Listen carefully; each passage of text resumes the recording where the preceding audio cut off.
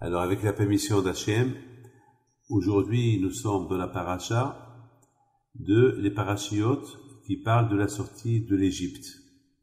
C'est des belles parachiotes, comment Akadosh Baruch Hu, tout d'abord, il a voulu que les bénis Israël ils soient dans l'esclavage, et des esclaves, et après être libérés, et uniquement pour la bonne raison, pour qu'après ils peuvent apprécier c'est quoi être un homme libre et un autre ou bien un homme esclave. Il faut savoir qu'il y a deux sortes d'esclavage. Il y a une sorte d'esclavage, l'esclavage spirituel. Un homme qui est serviteur de Dieu, c'est ce qu'on appelle un serviteur de Dieu, Eved Hashem, esclave de Dieu. Être esclave de Dieu, c'est pas facile. Être esclave de Dieu, ça veut dire être tout le temps au service d'Hachem. C'est-à-dire être tout le temps au service d'Hachem. Ça veut dire faire des bonnes choses, prier, être un bon juif, être au service. Ça veut dire respecter les mitzvot, étudier la Torah. C'est ça, être esclave. C'est-à-dire vivre selon la volonté de Akadosh Baruch Hu. Et il y a un autre esclavage, c'est l'esclave de ce monde. Être esclave quand des gens qui sont esclaves je sais pas, esclaves, ils n'ont pas de vie de famille, rien ne compte pour eux, ce qui compte pour eux. Même, moi, je n'ai connu quelqu'un qui fait même pas attention à sa santé. C'est-à-dire que, il est esclave du travail. Esclave du travail, il n'a pas de vie de famille, rien du tout. Ça, c'est pas bien. Ou bien, est-ce qu'il est esclave du Sahara, est-ce qu'il est esclave des femmes, est-ce qu'il est esclave je sais pas, du monde matériel. Ça veut dire, le monde matériel, il est beau, on a besoin du monde matériel. Mais, il faut qu'au moins le monde matériel, on l'utilise pour de bonnes causes, ou bien, il ne faut pas que le monde matériel, il nous fait sortir de la tête. Par exemple, il y a des gens qui sont très orgueilleux. Ça veut dire, ils sont esclaves à l'orgueil. Esclaves aux honneurs.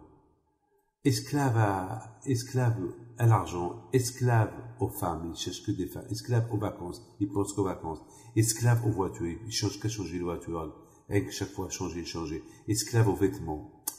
Alors, ça veut dire, un homme, il ne doit pas être esclave du matériel. Un homme, il doit être esclave de son âme.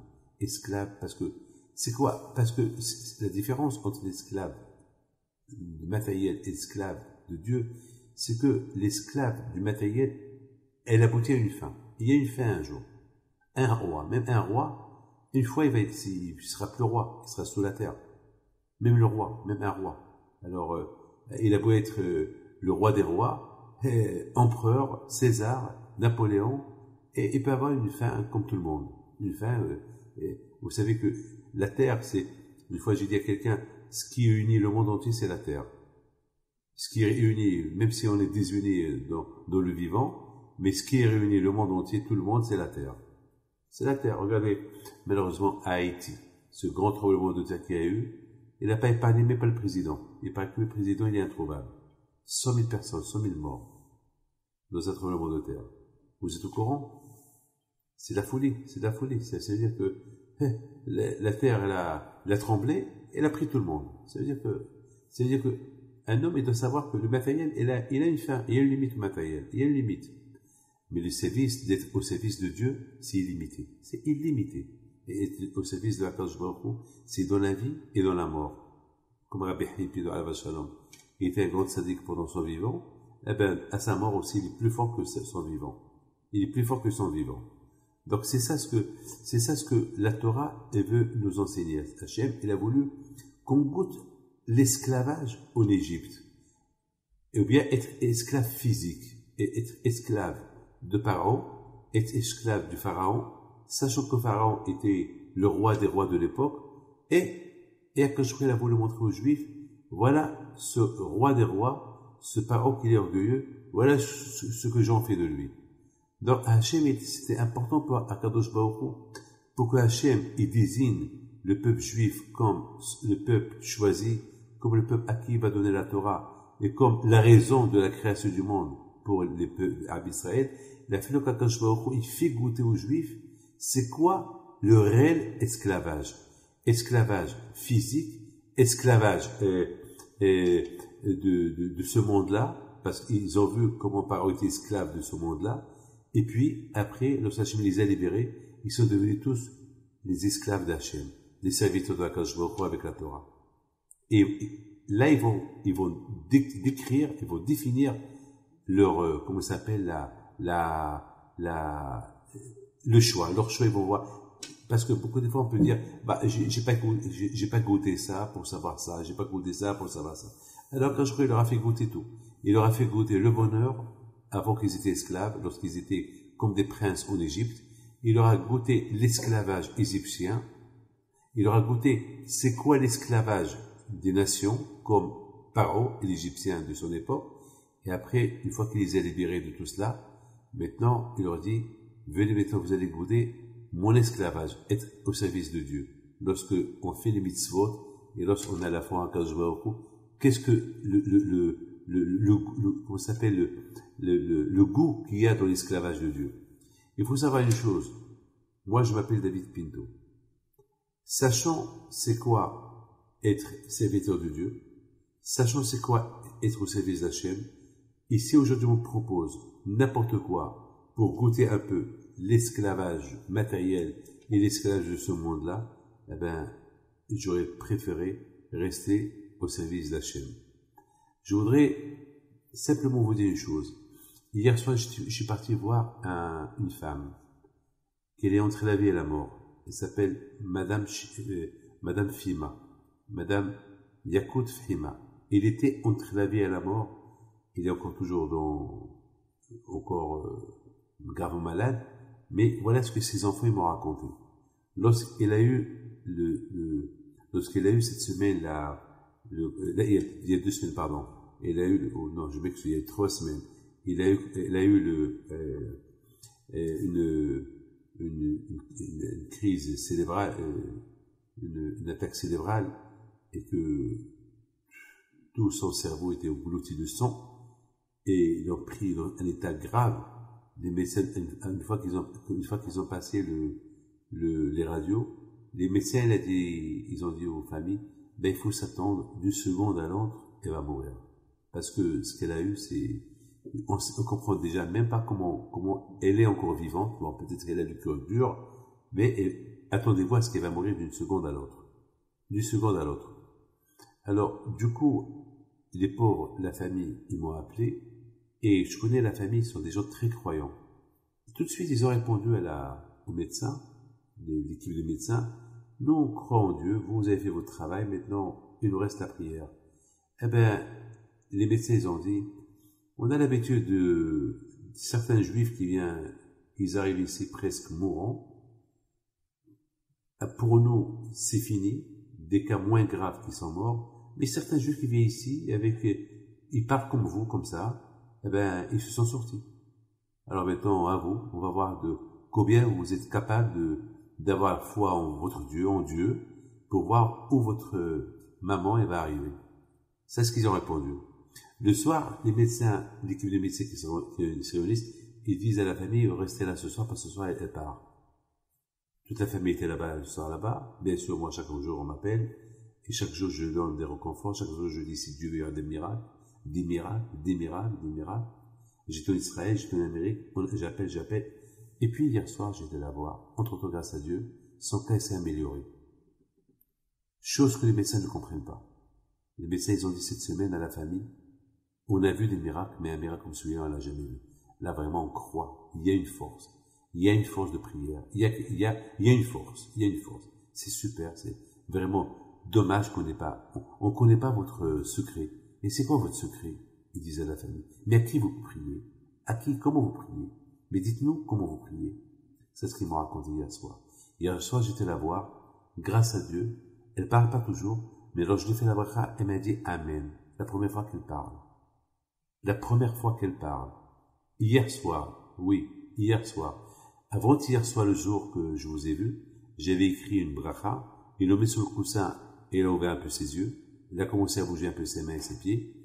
Et hier soir, à 1h du matin, ou je sais pas, non pardon, c'est 10h du soir, lorsque j'étais là-bas, toute la famille était là, et elle a dit Amen.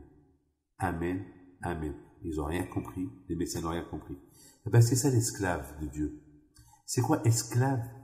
Lorsque je lis le mot esclave, c'est de le sens et serviteur, c'est-à-dire je crois tellement en Dieu que je me mets à lui comme un esclave. Un esclave, il est une propriété de son maître.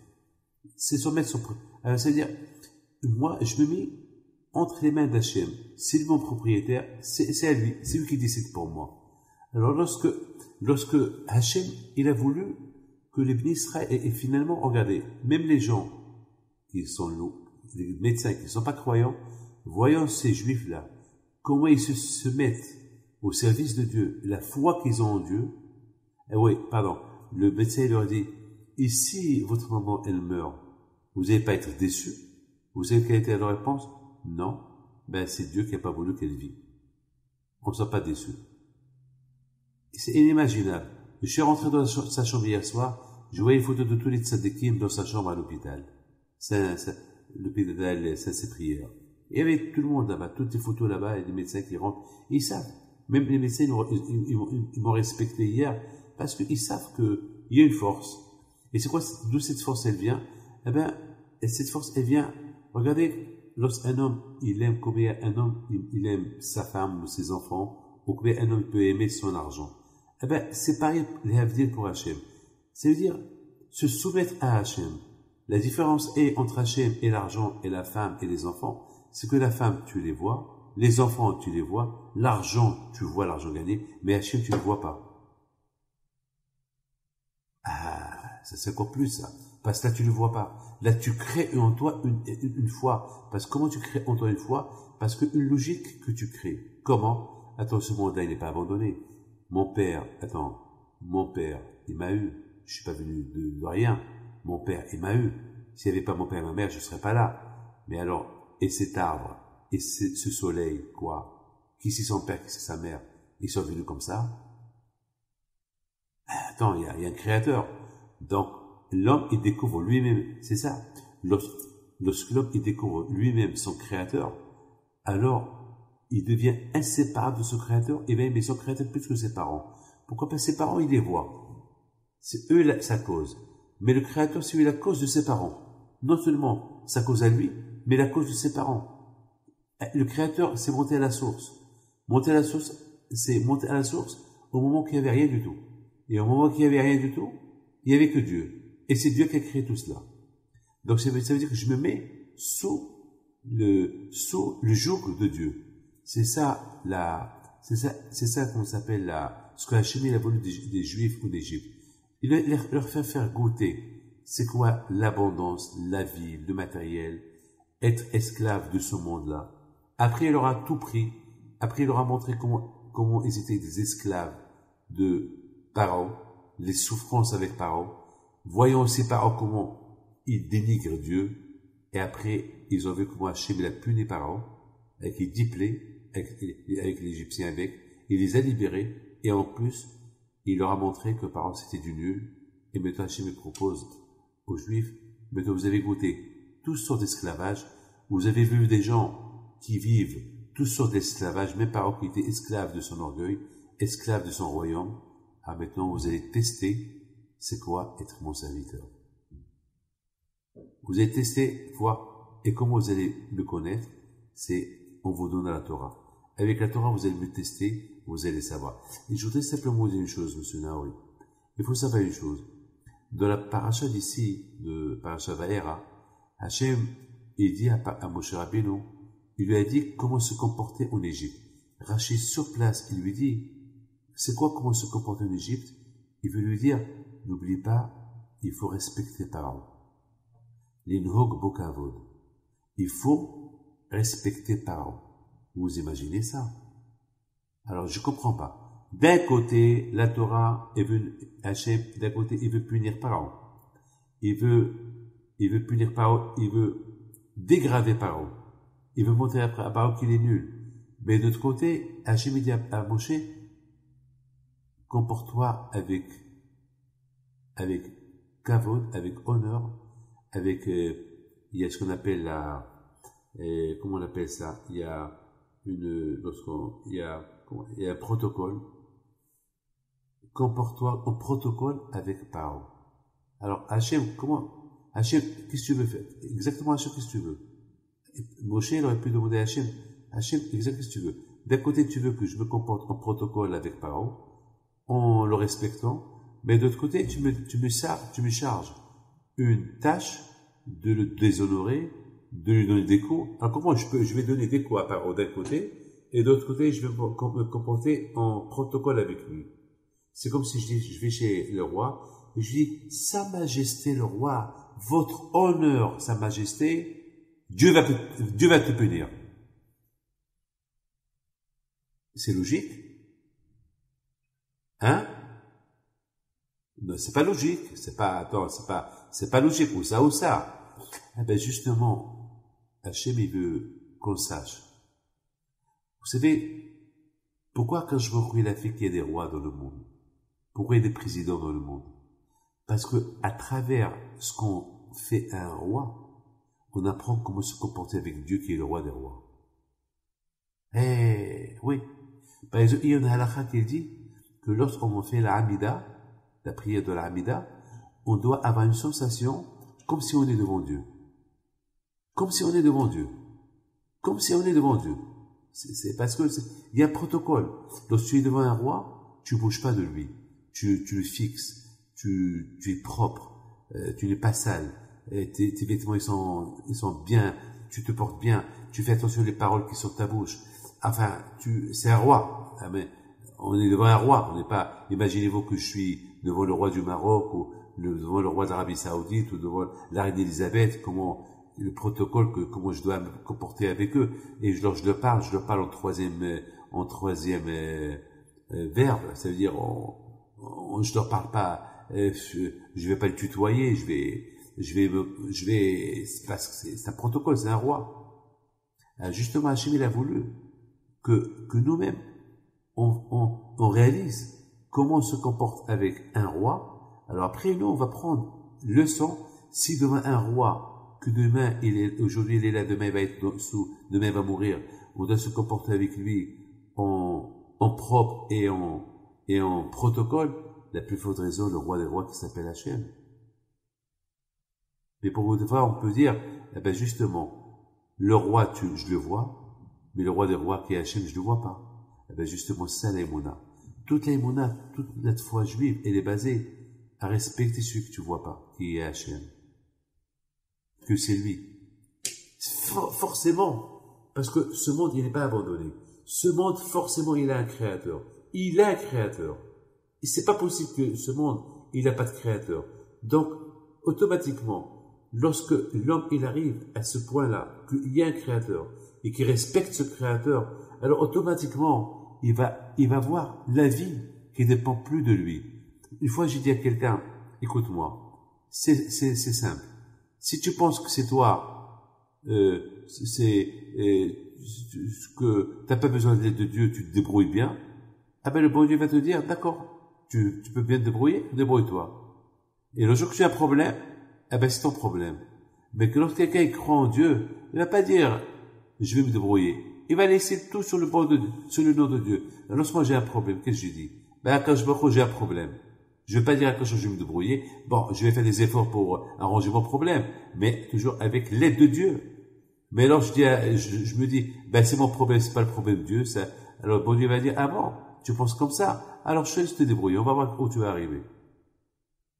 Mais lorsqu'on a l'aïmouna en Dieu et on a cette foi en Dieu et on se soumet sous le joug de Dieu, alors on dit, c'est Dieu, c'est son problème, c'est pas mon problème, c'est pas le mien, c'est le sien. Ben, comme vous, par exemple, beaucoup de fois, vous avez un problème, ou tout le que vous traversez, avec la foi, vous faites tout pour gérer vos problèmes, mais avec la foi, avec l'aïmouna en Dieu. Parce que vous savez que vous seul, vous n'arriviez pas. Ben, vous dites, bon, il y a Hachem, Hachem il va m'aider. Et lorsque vous dites, Hachem il va m'aider, alors il vous aide. Mais si vous vous dites, j'ai pas besoin de l'aide d'Hachem, je vais me débrouiller, je sais m'arranger tout seul, eh ben, que Dieu préserve, ce sera un problème. Le jour qu'il y a un problème, ben, c'est le problème. il n'y a personne qui t'aide. Mais lorsque tu lâches tout entre les mains d'Hachem, alors Akadosh Baruch Hu, il vient à ton secours. Et puis si tu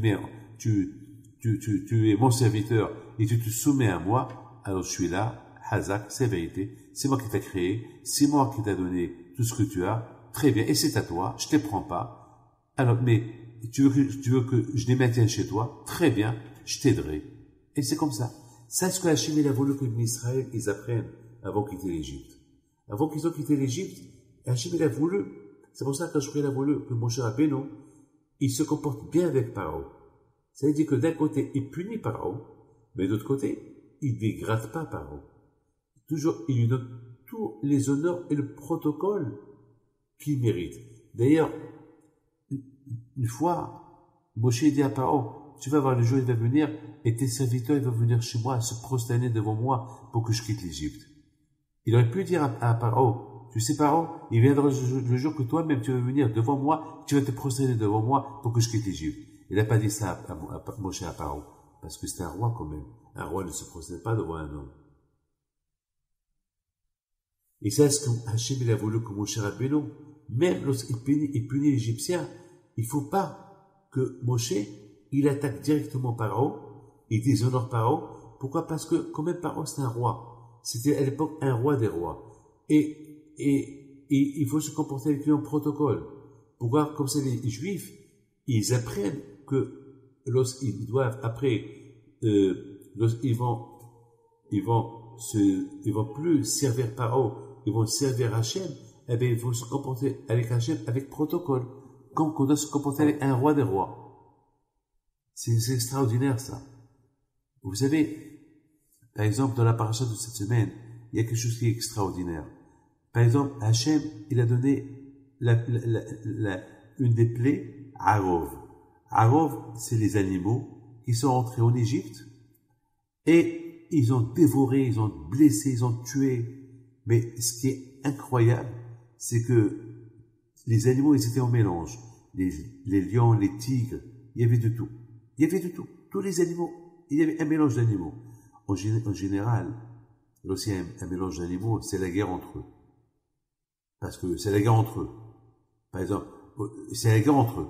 Mais là, on voit ce qui est extraordinaire, c'est que tous les animaux, entre eux, en général, lorsqu'il y a l'araignée, il y a une fourmi, l'araignée, elle attaque la fourmi.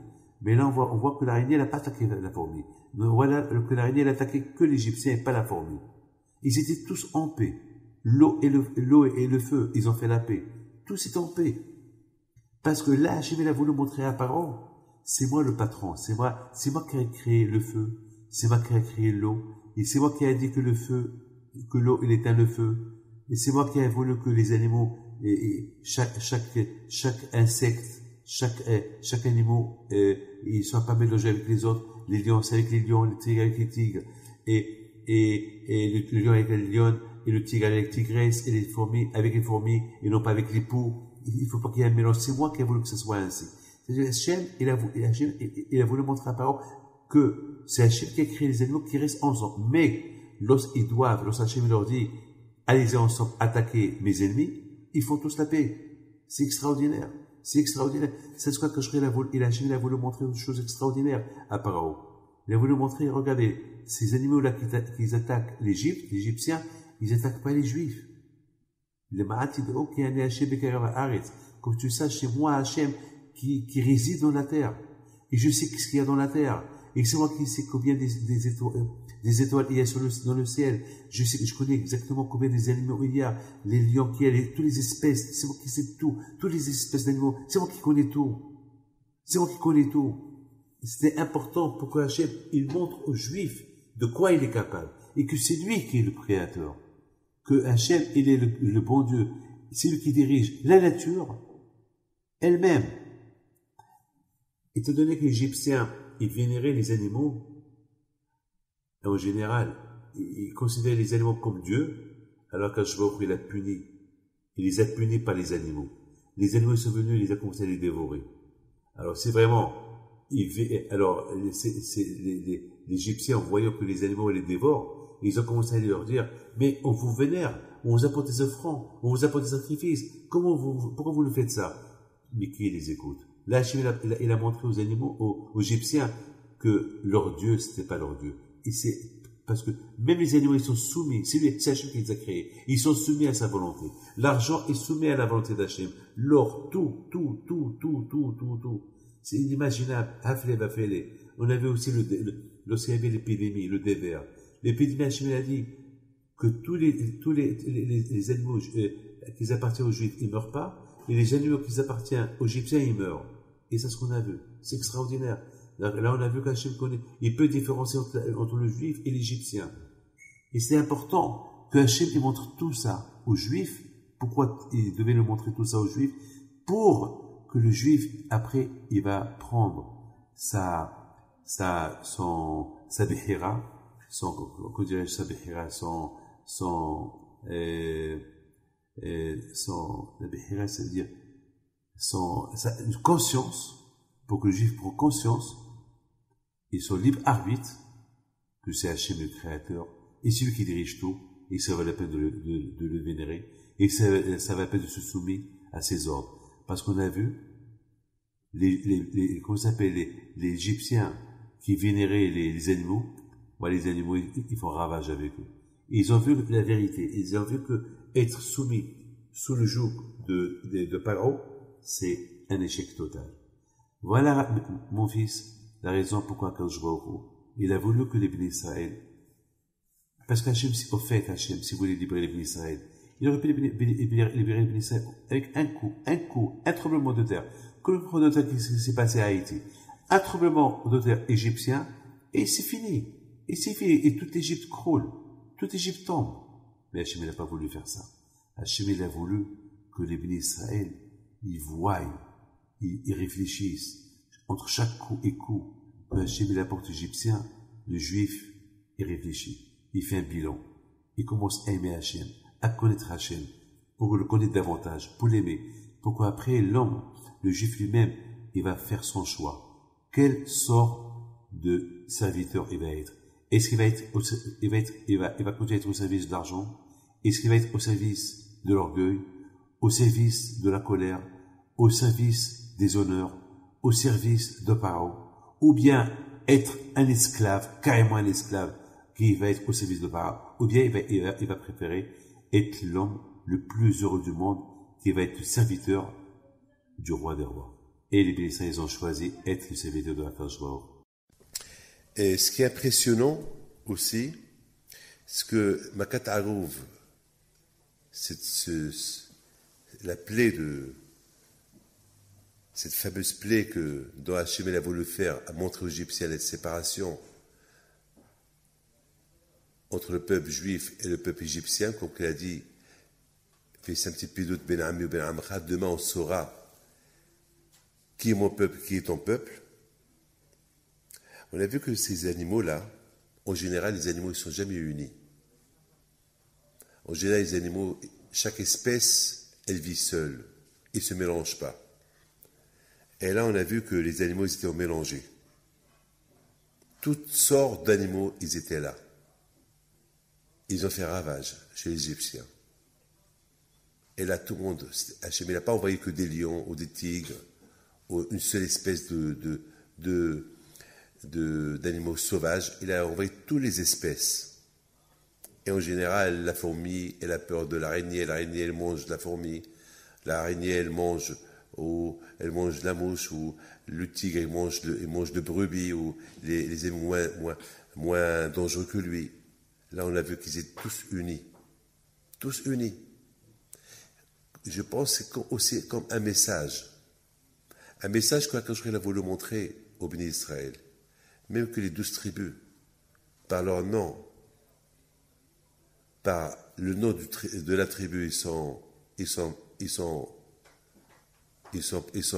individuels, comme Rouven, Shimon, Lévi, Yehuda, mais lorsqu'il s'agit de Ahdout, de l'unité, ils doivent être tous unis, comme ces animaux-là, qui sont unis. Et aussi, Hachem veut montrer aux Égyptiens les animaux qui sont toujours désunis, que l'un mange l'autre, pour écouter Hachem, pour faire la volonté d'Hachem, voilà, ils sont unis. Et c'est ça, Pédout. Et c'est ça ce que je voulais là, vous le montrer aux Égyptiens que ces animaux-là, ils connaissent qui est le juif, qui est l'Égyptien. C'est extraordinaire. Donc de là, on voit, il y a beaucoup de choses à apprendre de là. Et c'est ça vraiment Pédote. Pédote que le juif aussi va, à force des choses qu'il va voir, lui-même va comprendre à se séparer des Égyptiens, de tout ce qui est comme égyptien, tous ceux qui ont la même culture des Égyptiens. C'est ça Pédote. Mais malheureusement, c'est un Pédote sans Vav. En attendant le Pédote avec Vav, lorsque Mashiach viendra avec Hachem, et sera la vraie libération, est là. Parce que même que les Bnei Israël, on pouvait voir le juif et l'égyptien, on pouvait distinguer le juif et l'égyptien, mais dans le sens de la religion, les deux, ils étaient Ele Abodei Abodazara, Ve Ele Abodei Abodazara, ceux-là sans Torah et les autres sans Torah. Mais malgré tout, quand je relis il a commencé à les protéger, à montrer qu'il a choisi le peuple juif. Ça, c'est très important. On a vu dans la paracha combien Akadosh Baruch Hu, il a voulu montrer combien il aime Am Israël. Après que Paro, il a tenu tête à Akadosh Baruch Hu, il ne voulait pas renvoyer les Juifs de l'Égypte. Akadosh Baruch Hu, il lui donne les 3 premières plaies, Dam, Tzfad et Akinim. Et après, Akadosh Baruch Hu lui dit, bon, mais toi tu ne veux pas écouter, tu endurcis ton cœur, alors je vais t'envoyer demain, les Mahar, le coup de Arov. Arov, c'est les animaux qui sont rentrés dans toutes les maisons égyptiennes. Les animaux très féroces, sauvages, ils ont fait ravage en Égypte. Et là, Paro, il a eu la peur de sa vie. Et là, Kadosh Baruch Hu dit à Paro, demain tu verras que je vais faire une pédoute, je vais faire une séparation entre ton peuple et le mien. Et ça, demain tu vas le voir.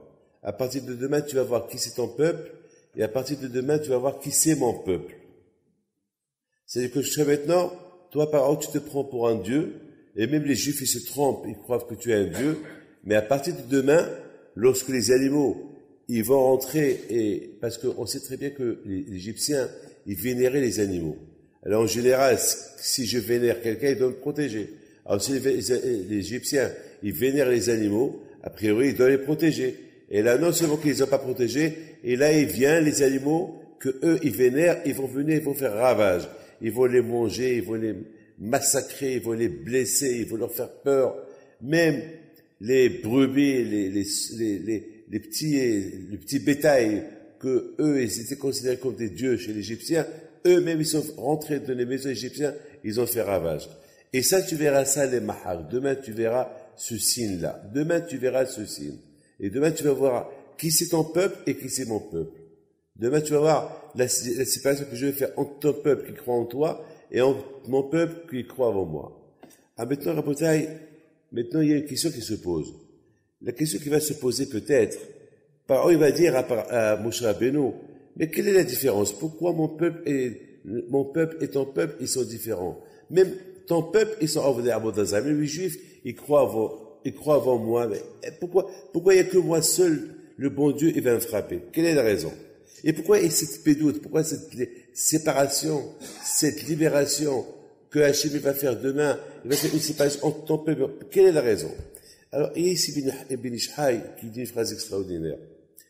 Il dit que Hakadosh Baruch Hu, il dit à Paro, c'est vrai que mon peuple, pour le moment, ils sont pas très, très forts dans leur émouna en moi. Ils sont encore dans le 49 degrés de Touma. J'explique un peu Ben Ishai. Il dit pas comme ça, mais j'explique un peu ce Ben Ishai. Mais il faut savoir que les Bnei Israël, ils ont un avantage. C'est quoi l'avantage qu'ils ont, les Bnei Israël? C'est qu'ils vont recevoir la Torah. Et dans la Torah, il y a les Ramah Mitzvot. Il y a les 248 Mitzvot Aseh. Les 248 Mitzvot Aseh. Par exemple, faire Shabbat, mettre ses tefilin, manger kasher, ceci, voilà, les Mitzvot Aseh.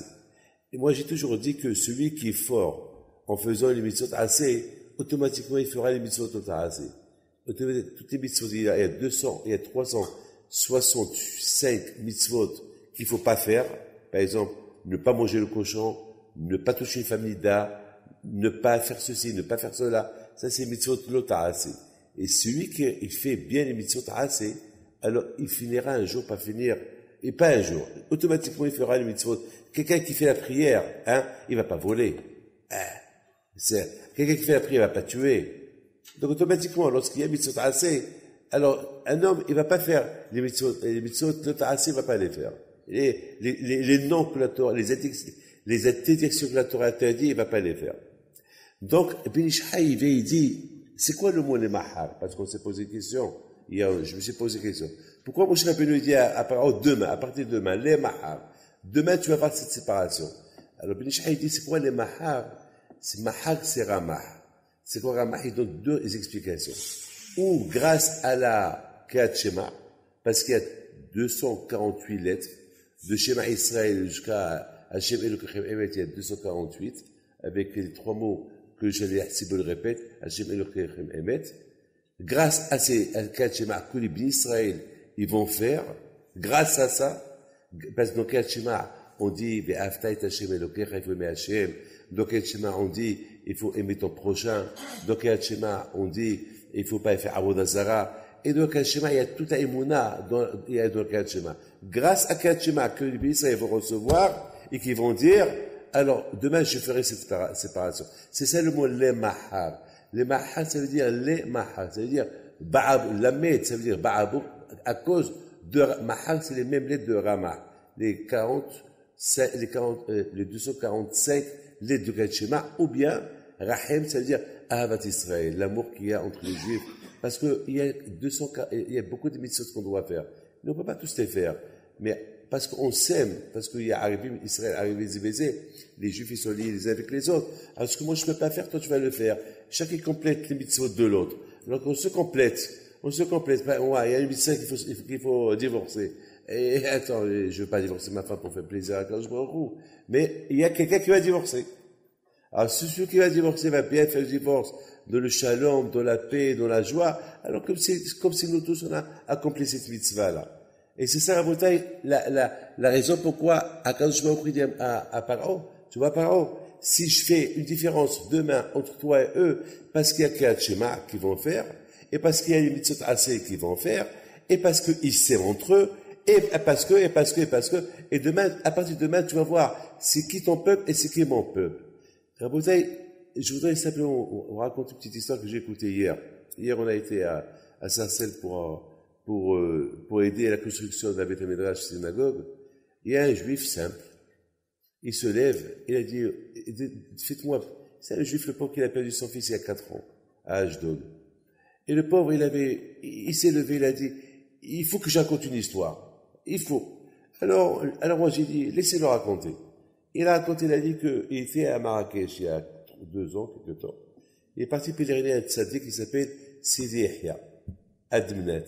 Il y a un tzaddik, il est enterré à Dmenat, il s'appelle Sidi Yahya. Eh ben, il y avait là-bas l'arabe qui s'occupe du cimetière. Je crois que lui, il a un peu manqué le respect. Ils sont disputés un peu.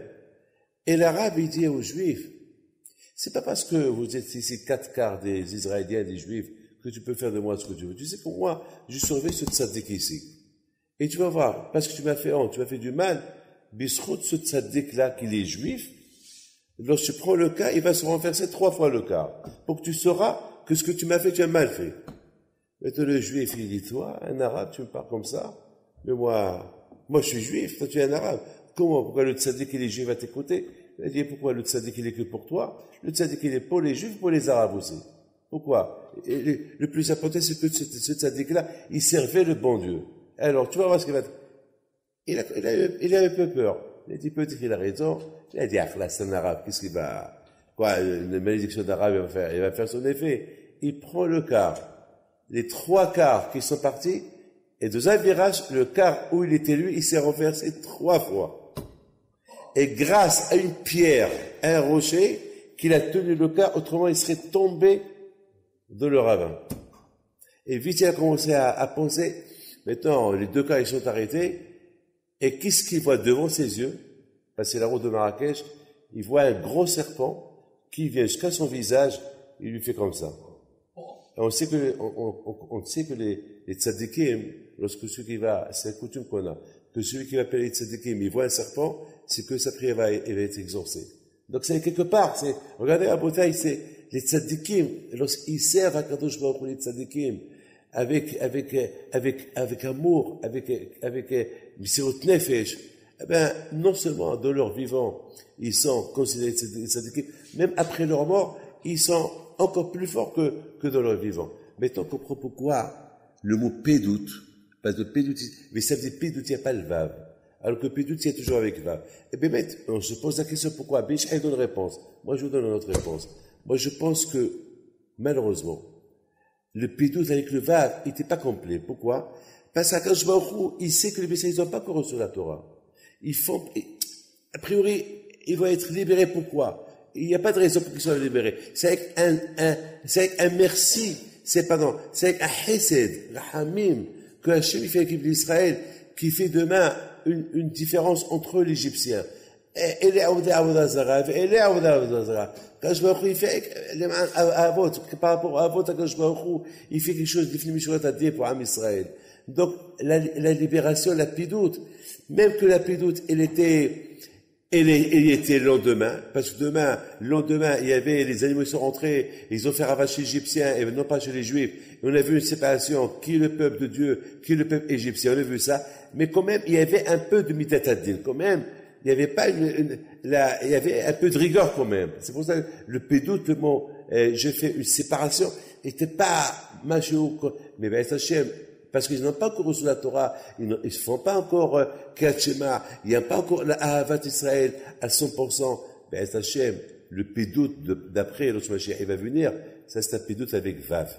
Ça va être une libération totale. Hachem, ben, Hachem va montrer,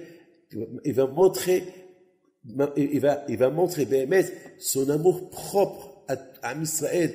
L'autre Mashiach, il va venir.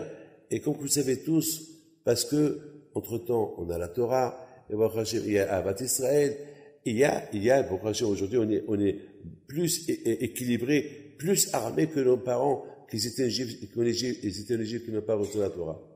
Et à Botaï, il faut savoir une chose. Lorsqu'il quitte ce monde, on lui fait Kriyat Shema. Et je vous ai posé la question pourquoi on lui fait Kriyat Shema. La première chose qu'on fait, est-ce que tu as fait Kriyat Shema? Kriyat Shema, c'est quoi Kriyat Shema? Eh bien, la Botaï, Kriyat Shema, c'est la shlimut. Kriyat Shema, c'est elle qui rend la personne Ramah. Ramah, c'est la shlimut, la perfection de le service de l'homme vis-à-vis d'Akadosh Baruch Hu. C'est aussi la façon qu'on fait Shema Israël. Je t'aime Akadosh Baruch Hu avec mon argent. Je t'aime Akadosh Baruch Hu avec mon cœur. Je t'aime Akadosh Baruch Hu avec mon corps. Je t'aime Hachem avec mon sang. Je t'adore. Je t'aime Ve'ahavta et Hachem Elokecha Bechol Levavcha Upro Nafshecha Upro Hachem Elokecha. Lorsque tu fais ça, ça montre. Tu deviens Shalem, tu deviens parfait. Tu fais ça le matin, tu fais ça le soir, avant d'aller se coucher. Tu montres à Akadosh Baruch Hu, tu es parfait. Alors c'est celui-là qui vient de mourir. On ne sait pas s'il était parfait avant de mourir ou pas. Alors nous, on le rend parfait. Nous, on lui fait Kriyat Shema. Nous, on est Shlichut Shel Adam Kemoto. On sait que lui, s'il pouvait le faire, il l'aurait fait bien. Alors nous, on lui fait à sa place. On lui fait faire Shema Israël. Et peut-être pendant qu'on lui fait Shema Israël, il n'est pas encore complètement mort. Et peut-être il a fait une bonne teshuva. Donc on l'a aidé à monter chez Akadosh Baruch Hu, Shalem, parfait. Et c'est la raison pourquoi on fait Kriyat Shema beaucoup des fois, 2, 3, 4 fois, lorsqu'on a un dossier, il est mort. Pourquoi? C'est ça fait partie de Ahavat Israël, ça fait partie de l'amour du prochain. Et c'est ça la bataille, c'est ça la réponse sur toutes les questions. Pourquoi Pédout, il manque un Vav? Pourquoi les Mahar? Pourquoi cette séparation entre Am Israël et l'Égyptien uniquement demain? Et aussi la bataille, il y a aussi l'Égyptien, il peut faire Teshuvah. Vous savez que la Teshuvah, c'est pas que pour les Goïs et les Juifs. La Teshuvah pour les Goïm aussi. Regardez Yona. Yona, il est parti à Ninivé. Et Ninivé, c'était des Goïm. Des Goïm et Ninivé. Et lorsque Akadosh Baruch Hu, il voit des Goïm qui font Teshuvah, alors Akadosh Baruch Hu, il envoie une révoie. Alors c'est la raison pourquoi l'Égyptien, il y avait combien d'Égyptiens à Yaret Dvar Hashem? Il y a ceux qui ont la crainte de Dieu. Alors, puisqu'ils ont la crainte de Dieu, c'est pour ça que je les avertis. Demain, il va arriver ça, pas tout de suite aujourd'hui.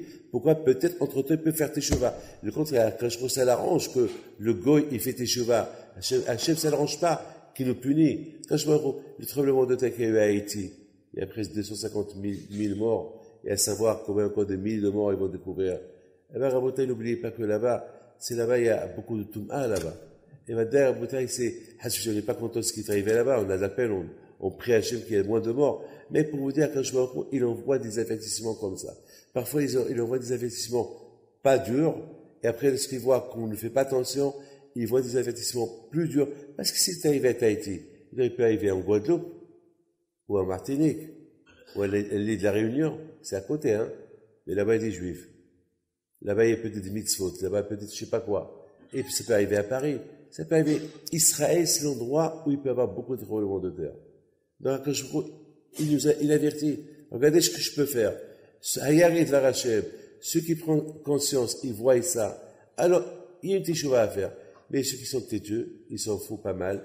Donc, Hachem Ishmor, quand Hachem Ishmor, quand je vais au coup, il va dire, bon, tu vas voir, et tu vas voir. Alors, Rabotai, donc on a dit maintenant, Rahim. Donc il dit, Benishhaï, que c'est quoi le mahar? Rahim, c'est Ahava. Lorsqu'on a pitié de quelqu'un, ça veut dire qu'on l'aime. Comme ça, il dit Benishhaï. Rahim, c'est les mots Ahava. On aime quelqu'un. Alors, Rabotai, c'est quoi? Les quatre schémas, ça fait partie de l'amour du prochain. Mais Afta, toujours je dis, est-ce que toi tu aimes Akadosh Baruch Hu? Tu vas me dire oui. Tu as une preuve que tu aimes Akadosh Baruch Hu? Tu ne le vois même pas. Déjà, il faut déjà qu'on essaie d'aimer ceux qui sont à côté de nous. Si on aime ceux qui sont à côté de nous, alors on peut aimer ceux qui n'est pas à côté de nous. Mais à quelque chose qu'on ne le voit pas, et on dit on l'aime, quelle preuve on a? Alors il faut voir. Si on aime ce que Hachem a créé, ce qui est une image de Dieu, alors automatiquement on aimera le prochain.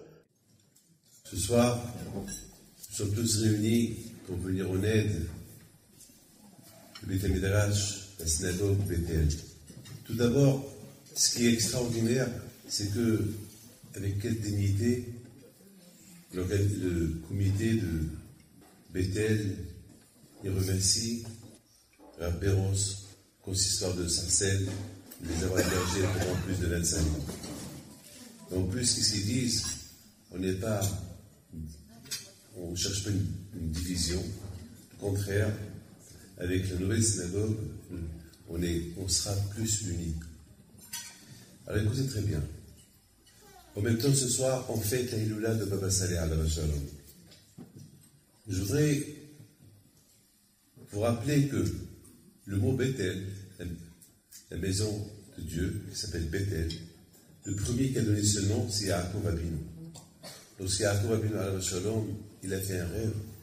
Lorsqu'il a rêvé toutes les promesses qu'Akadosh Baruch Hu lui a promis. Et à part toutes les promesses, lorsqu'il s'est réveillé, il avait mis autour de sa tête 12 pierres, il trouve une pierre, qui signifie l'union. Donc Bethel, la maison, qui c'est dans une maison, une famille unie, c'est le Baït. Lorsqu'on dit Baït, c'est une maison. C'est quoi une maison? Baït, une maison. Dans une maison, il y a un homme, il y a une femme, il y a des enfants, il y a tout le monde. Il y a l'union, c'est très important, et l'union autour de Akadosh Baruch Hu. Donc ce que je suis en train de voir, c'est cette synagogue qu'elle est en train de se faire construire. Elle ne cherche pas à désunir la famille de Sarcelles, mais au contraire, elle cherche à s'intégrer dans la famille. C'est-à-dire, elle ne cherche pas de se désunir de la famille. J'avais cru, je m'excuse de vous dire cette phrase, moi j'ai cru que les Juifs de Sarcelles quittent Sarcelles, et que je découvre ce soir, on ajoute une synagogue à Sarcelles. Alors ça prouve que grâce à Dieu, la communauté juive de Sarcelles, elle est bien installée à Sarcelles. Et la preuve, c'est que la communauté juive de Sarcelles, elle continue, en plus que l'école de Tzara Torah, qu'elle a grandi au Hachem, mais encore une autre synagogue en plus, c'est extraordinaire. Nous allons raconter une histoire, puisque ce soir c'est la Hiloula de Baba Saleh alav shalom. Et une Hiloula, c'est quoi une Hiloula? C'est une fête, un mariage. Un mariage avec le tzaddik. Vous savez c'est quoi un mariage? C'est l'union. Lorsqu'un couple se marie, c'est l'union. Donc lorsque on fête une fête, on va commémorer la mémoire du tzaddik alav shalom, Baba Saleh alav shalom. Donc quelque part c'est comme si, par exemple, on essaye par tous les moyens d'évoquer ses mérites, d'évoquer ses zkuyot. Alors, je voudrais vous raconter une histoire qui s'est passée à Ashdod il y a 3 semaines environ, mais c'est une histoire que, vous savez, il y a quelqu'un qui m'avait dit une fois, Rabbi David, lorsqu'on parle des tzadikim, on nous raconte des histoires de tzadikim, est-ce qu'on est obligé de les croire? Je lui dis, obligé, on n'est pas obligé de les croire, mais lorsque on nous parle de la Torah, on nous parle des diplés, est-ce que vous avez vu ces diplés? Est-ce que vous avez vu les Juifs traverser la mer? On n'a rien vu. Vous avez vu Dieu nous donner la Torah? On n'a rien vu. Est-ce qu'on a connu Abraham, Yitzhak et Yaakov? On n'a rien connu. Qu'est-ce qu'on a connu? Est-ce qu'on a vu? Qu'est-ce qu'on a vu? On n'a rien vu. Mais ce qu'on a vu, c'est l'éducation. On nous a appris depuis qu'on était jeunes ce que nous sommes et ce que nous sommes. Eh bien, ce que nous sommes, on restera ce que nous sommes dans n'importe quelle circonstance. Et ce que nous ont raconté lorsqu'on était jeunes, eh bien, aujourd'hui, ça grandit avec nous. C'est ça la Rotaï Laïmouna. Je n'ai pas vu Abraham Avinu, mais je n'ai pas besoin de le voir pour ne pas croire qu'il est Abraham Avinu, parce qu'Abraham c'est mon grand-père, il est de mon sang, lui, Abraham, Isaac et Yaakov. Ils sont de mon sang, c'est tout ce que je peux vous dire. Donc, la Torah Kedusha, tous les miracles diplés que la Torah nous raconte, on n'a rien vu. Mais même qu'on n'a rien vu, mais c'est ça la Emouna.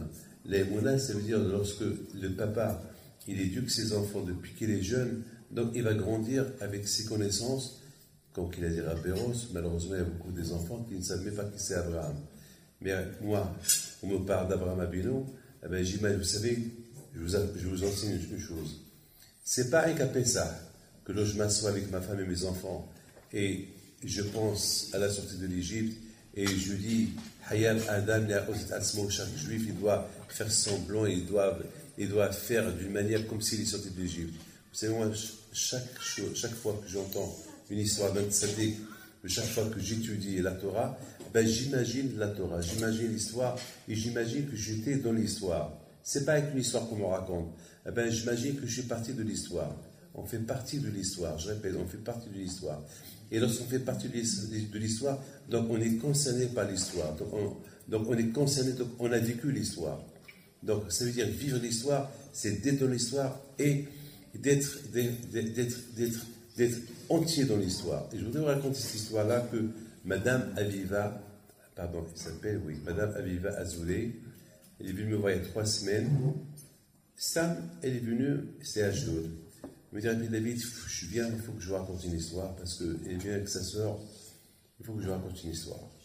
Parce que je ne peux pas garder cette histoire pour moi toute seule, et je veux que je la partage avec vous. Je dis, pourquoi moi, pourquoi pas un autre? Elle me dit, parce que ça concerne ton père. Alors j'ai écouté mon père, j'ai dit, bon, j'ai cru qu'elle allait me raconter une histoire avec mon père. Elle ne me raconte pas une histoire avec mon père, elle me raconte une histoire qui s'est passée lorsqu'elle est partie pèleriner mon père à Ashdod. Cette femme-là, Rabotaï, et ce que je suis en train de dire aujourd'hui, je le dis à la mémoire d'un grand homme qui, malheureusement, il est mort, lui, sa femme, son fils et sa belle-fille dans un accident d'hélicoptère ce dimanche au Mexique. Moshe Sabah, que je connais très très bien, malheureusement, une famille entière, c'est un grand sadiq, un grand donateur qui donnait la tzedaka aux pauvres, aux yeshivot, aux écoles. Il ne faisait pas attention les juifs ou les non-juifs, il aidait tout le monde. Et tout le monde, il faisait, vous savez, les non-juifs, ils ont pleuré plus que les juifs au Mexique. Parce que vraiment, il faisait du hesed, il a construit des maisons pour les non-juifs, il a construit des maisons pour les juifs. Donc tout le monde a pleuré ce lundi-là. Tout le monde de la Torah, il a pleuré. Ce qui est impressionnant, c'est que à Rosh Hashanah, il y avait un rabbin, il devait traduire le cours d'un rabbin qui a parlé en hébreu. Et dans le cours, écoutez bien ça, pour vous dire que Hachem, il avertit la personne quelque temps à l'avance. À Rosh Hashanah, lorsqu'il traduisait, et dans la prière de Rosh Hashanah, il y a une phrase qu'on dit, que dans le ciel, c'est écrit qui va vivre, qui va mourir, bien sûr, on se souhaite une longue vie, on veut vivre, mais aucun une garantie. On vit avec les deux on fait tzedaka. On a les moyens de tzedaka, on vit. Mais il faut savoir que c'est ça, on prie à Kadosh Baruch Hu. Et à Rosh Hashanah, lorsqu'il a fait il traduisait, et à un moment donné, c'est écrit il a commencé à pleurer. Et les gens lui ont dit, pourquoi tu pleures? Jamais tu as pleuré si tu faisais ça. Et il leur a dit une phrase comme ça, il leur a dit, celui qui ne fait pas attention, celui qui vivre, tous on veut vivre, mais il faut tous savoir que chacun il a un but dans sa vie. Alors, il a commencé à dire, je sais ce que je fais, et qui me dit que je vais rester encore vivant d'ici ça? Malheureusement, la phrase qu'il a dit, par contre, son père et sa mère, ils devaient rentrer dans l'hélicoptère avec eux dimanche. Et à la dernière minute, il remonte dans l'hélicoptère et le père, il dit à son fils, à Moshe, je descends. Alors sa femme lui dit, si tu descends, je descends avec toi. Les deux sont descendus, ils ont bien fait.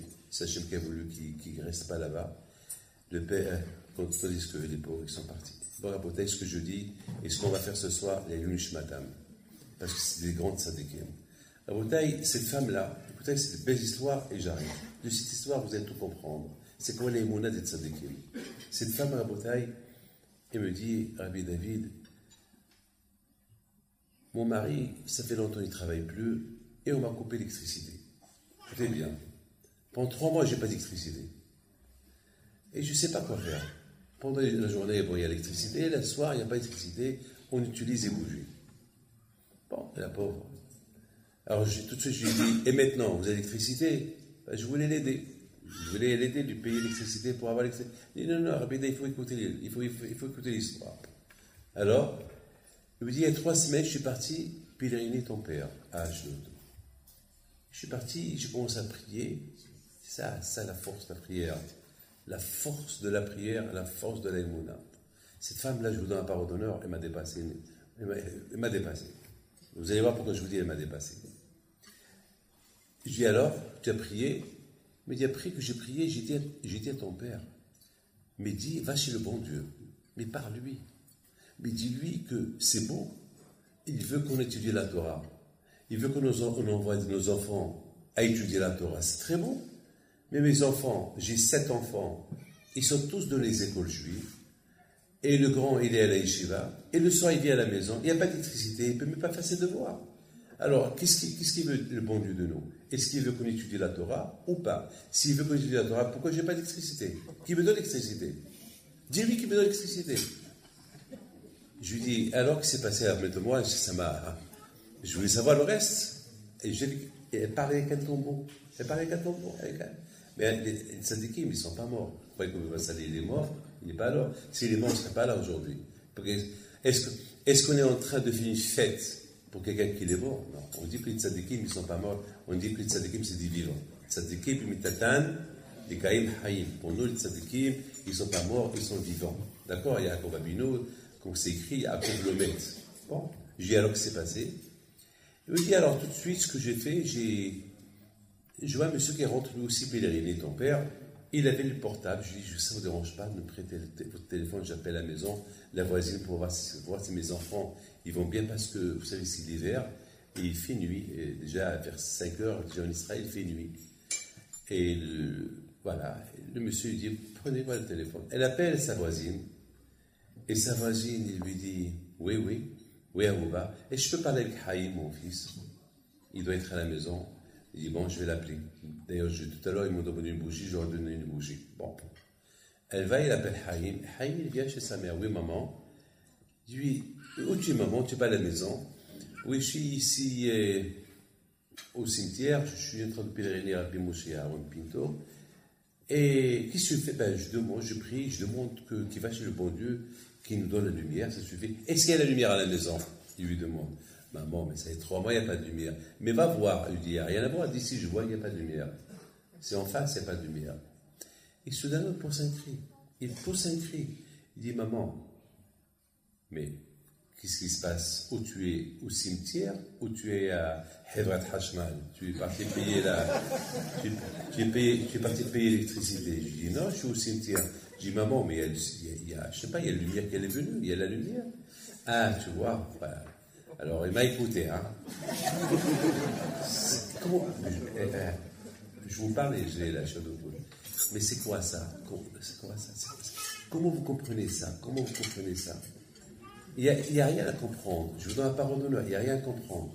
Mais je dis, madame, et alors, qui a payé? Qui s'est passé?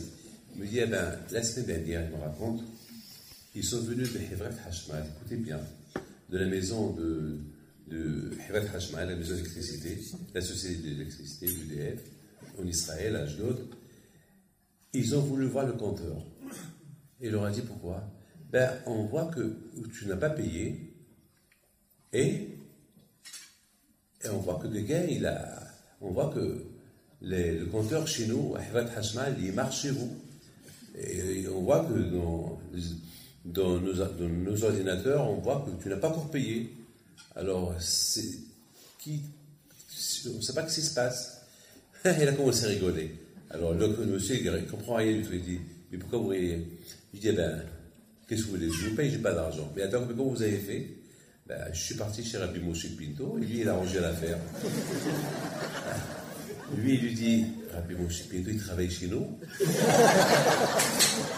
travaille chez nous. Qui c'est Rabbi? Il devient Rabbi Moshe Pinto, non, il est mort il y a 25 ans. Il est au cimetière. Ah bon? Mais c'est quoi, il vous a arrangé l'affaire? Ben, je suis parti, j'ai prié, et 5 minutes plus tard, voilà, j'ai appelé mon fils, et tout est fait. Il a tout arrangé. Vous avez un problème, allez-y chez lui. Il n'a rien compris. Mais tout ce qu'il a compris, il a dit, je peux avoir un verre d'eau et je veux m'asseoir. Raconte-moi encore l'histoire. Et il lui raconte l'histoire. Il lui dit encore, raconte les musées. Encore une fois, raconte l'histoire. Steve, il dit, bon, il y a des choses que je comprends, il y a des choses que je ne comprends pas. Je ne sais pas comment expliquer, mais tout ce que je veux vous dire, je vais payer pour vous. Voilà ma carte. Vous avez un problème, venez me voir. Alors je dis à Madame Azoulay, et maintenant, c'est quoi? Il lui dit, bon, jusqu'à maintenant, je n'ai pas encore payé.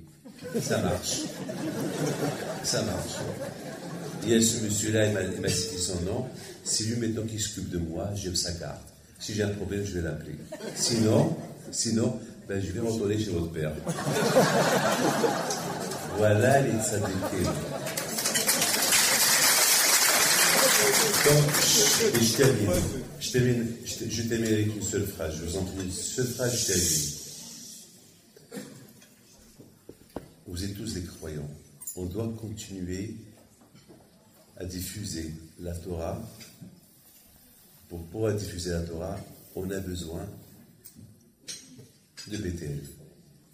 Et Bethel aujourd'hui, pour qu'il a dit Monsieur le Président, Bethel, il dépend de vous. Presque, dans quelques mois, il va être fini. Donc, c'était un rêve. Aujourd'hui, c'est plus un rêve. C'est une réalité, Baruch Hashem. Et maintenant, il n'y a que vous qui va terminer ce travail qui a commencé il y a 25 ans. C'était un rêve qui est devenu aujourd'hui une réalité. Alors, je vous bénis, que je vous protège. Ne perdez pas le temps. Amen. Je voudrais que chacun il fait son effort pour aider Bethel. Et puis, que je vous protège. Et que Baba Salih al Shalom soit avec vos générations. Que je vous donne la parnassa, la santé et la joie génération. Je sais combien vous êtes trop sollicité, mais c'est votre endroit, c'est votre makom. Je pense qu'il faut aider ce makom avant d'aider les autres mécomotes, les autres endroits à qui vous aidez. Je crois que ça va en priorité, parce que ça c'est votre local, c'est votre synagogue, c'est votre endroit, et lui il passe en priorité avant tout le monde. Encore une fois, Hazak, l'association de Bethel, Hazak le président, Hazak M. Assouline, le rabbin Assouline, Hazak les rabbins qui sont là, Hazak l'adjoint au maire, le député le maire lui-même, que le bon Dieu vous protège, votre présence ici déjà, votre présence, ça veut tout dire, votre présence, ça prouve combien vous êtes actifs, combien vous êtes conscient de la communauté juive de Sarcelles, que le bon Dieu vous protège. Et à vous tous, je vous souhaite un béni, puis tous avec vous, avec nous.